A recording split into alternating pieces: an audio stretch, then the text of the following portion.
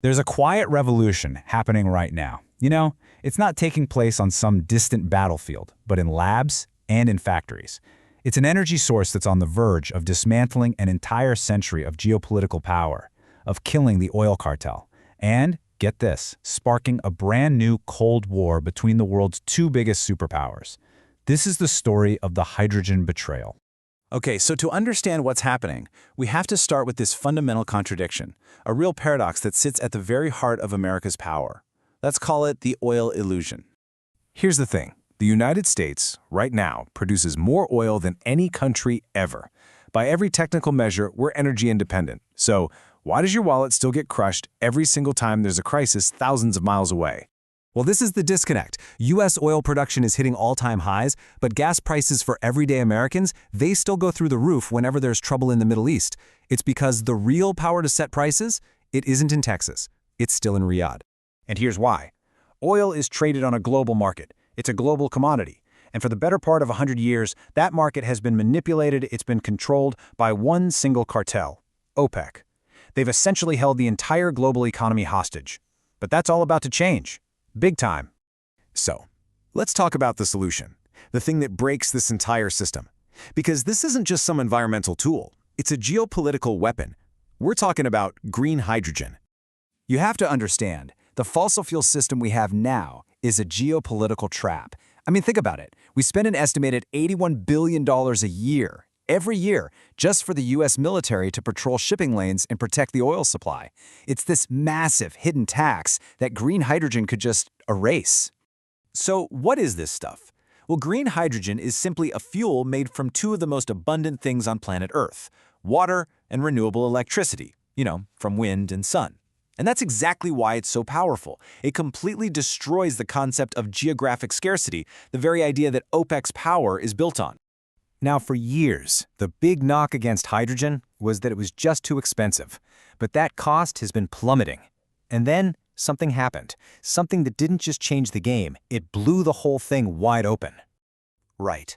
Washington dropped what you could basically call a legislative nuclear bomb on the energy market, the Inflation Reduction Act, or the IRA.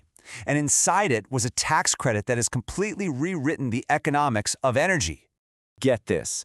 Thanks to a massive $3 per kilogram subsidy, the IRA instantly made American green hydrogen the cheapest in the world. It slammed the cost down to below $1 a kilogram. That's the level where it doesn't just compete with fossil fuels. In many cases, it can actually beat them. And listen, we're not just talking about cars here. The real prize, the multi-trillion-dollar prize, is heavy industry. See, batteries can't power a steel mill or a giant cargo ship or a 747, but hydrogen can. Suddenly, if you have sun, wind, and water, you can make your own fuel. No cartels, no choke points. But the end of the oil era doesn't mean we're entering an age of peace. No, it marks the beginning of a new, high-tech Cold War, a fight over who will dominate the next century of energy. Now, the losers in this new world? They're pretty obvious. The geopolitical power of OPEC and Russia is based almost entirely on what's buried under their ground. And as this new hydrogen economy starts to scale up, their single greatest bargaining chip just disappears. But hold on. This is not an automatic win for the West. Not at all.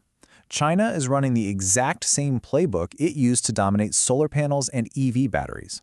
Right now, China already controls over 65% of the global manufacturing for electrolyzers. Those are the key machines you need to make green hydrogen.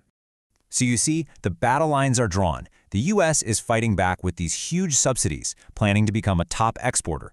China's strategy?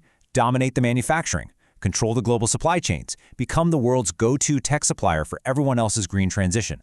America's countermove here is incredibly ambitious. The Department of Energy is unleashing $7 billion to build these massive, clean hydrogen hubs. The plan is literally to transform the Gulf Coast, the heart of the old American oil empire, into the Saudi Arabia of green hydrogen, using all its existing ports and infrastructure to export to the world. So what about the old guard, OPEC? Are they just sitting around watching their kingdom crumble? Not a chance. Their reaction is, well, it's desperate, and it is incredibly expensive.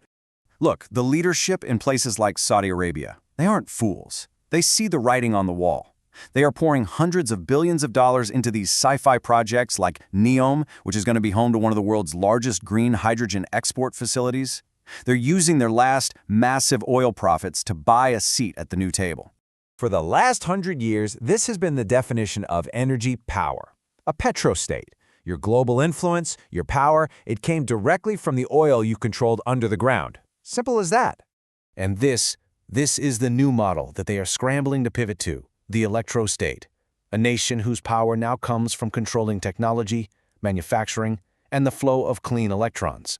So what you're seeing is the fundamental rules of geopolitical power being rewritten right before our eyes. It's creating a completely new global chessboard.